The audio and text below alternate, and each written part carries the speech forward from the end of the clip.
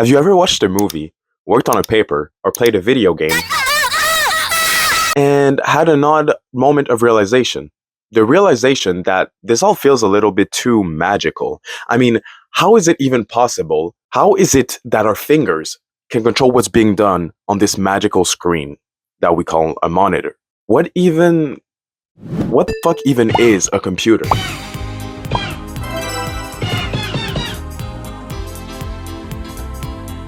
Hi everyone, I'm Raf. Welcome to my channel.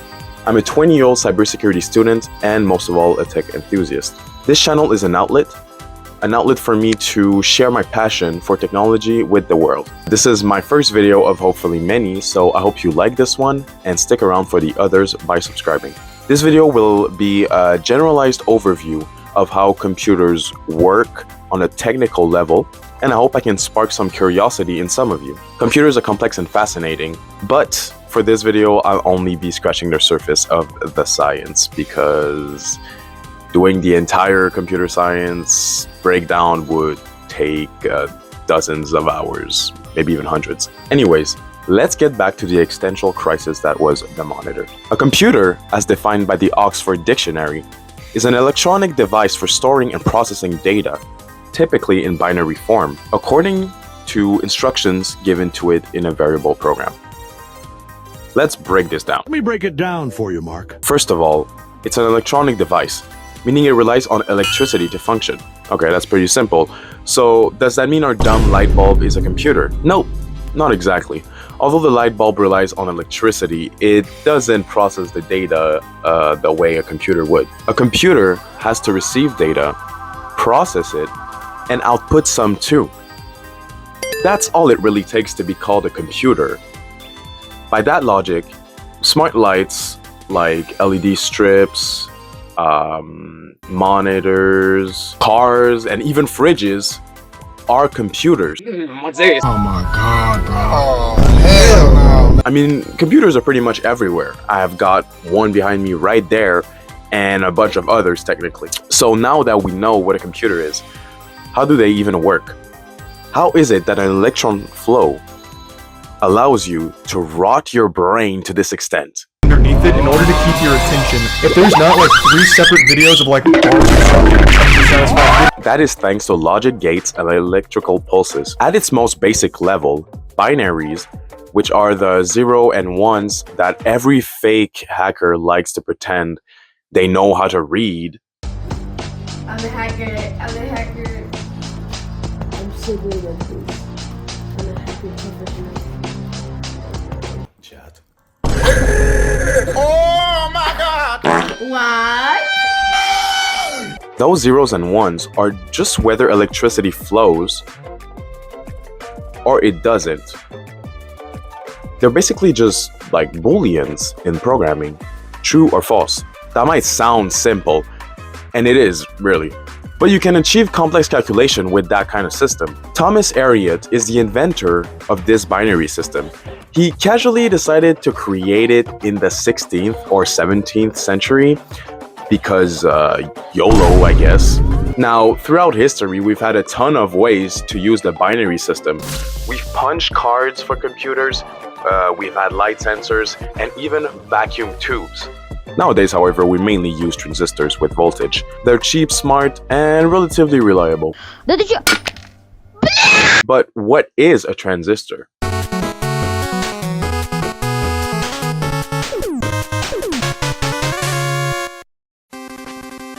It's like a tiny electrical valve.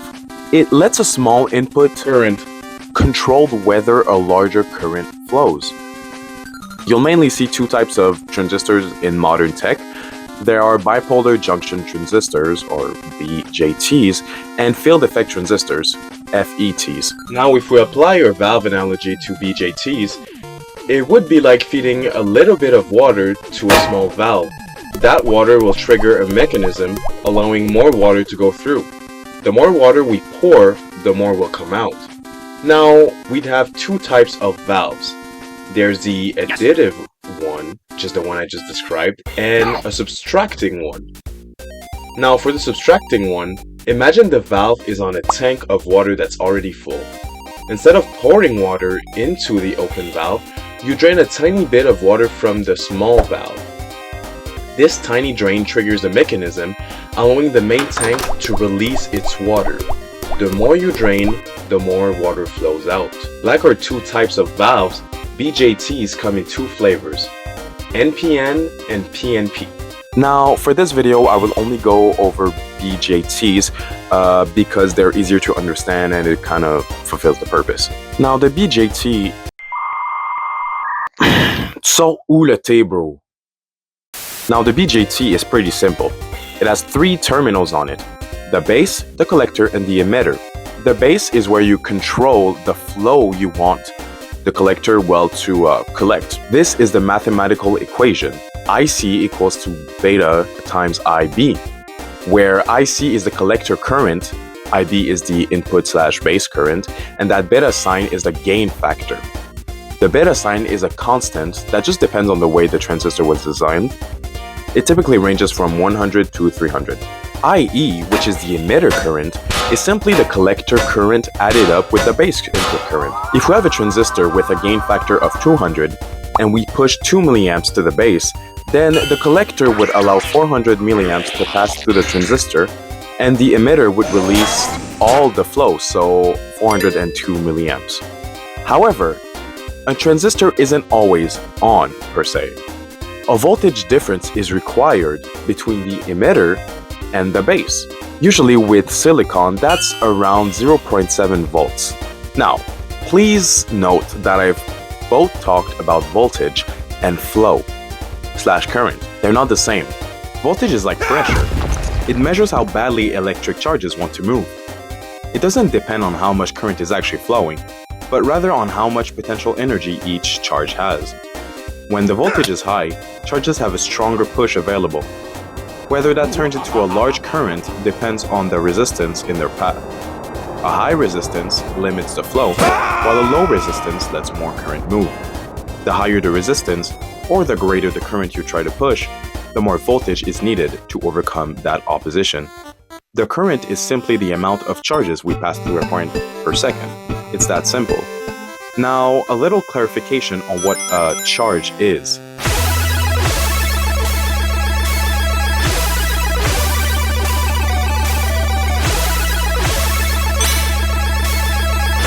Whoa! What the dog doing?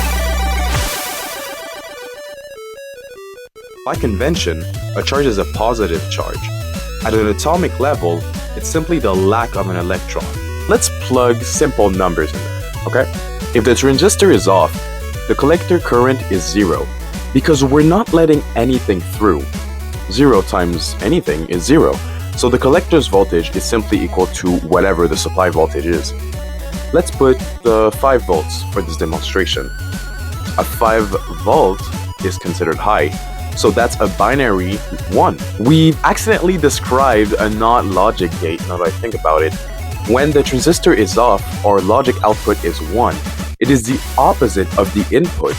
There are other logic gates, such as AND, OR, etc. But these, along with a deep dive into more advanced and modern transistors, would require an entirely different video. Now you know how we transform electricity into logical zeros and ones, but that still doesn't mean anything, does it? I mean, how can zeros and ones turn into this video? Well, that is thanks to how computers interpret those bits.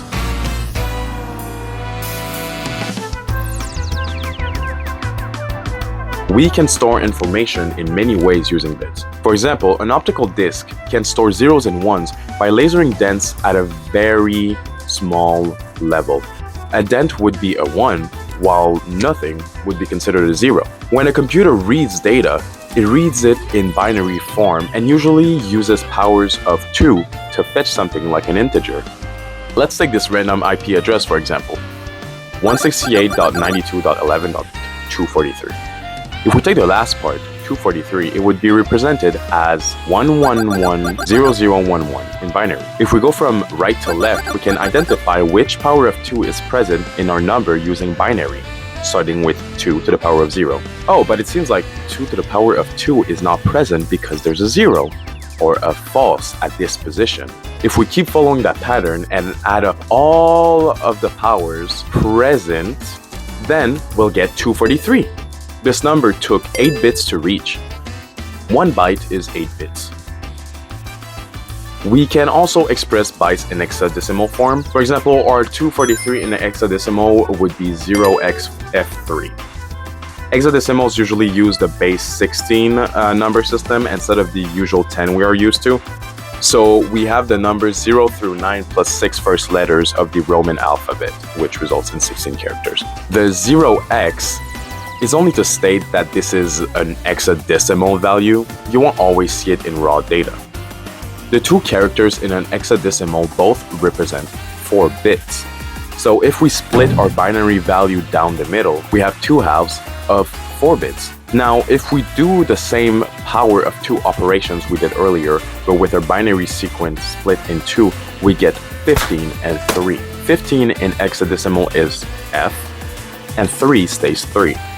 Bytes are used for colors, letters, and pretty much any base data on a computer. Those bits and bytes are converted to readable data by programs on operating systems for daily use, like interesting PowerPoints, immersive video games, amazing music, and other types of art. I'm going to make some more in-depth videos in the future about the subjects I just went over today, but this encapsulates what a computer is, how it even exists, and how it can render this video on your screen. Thank you for watching, and I'll see you in the next video. Bye now.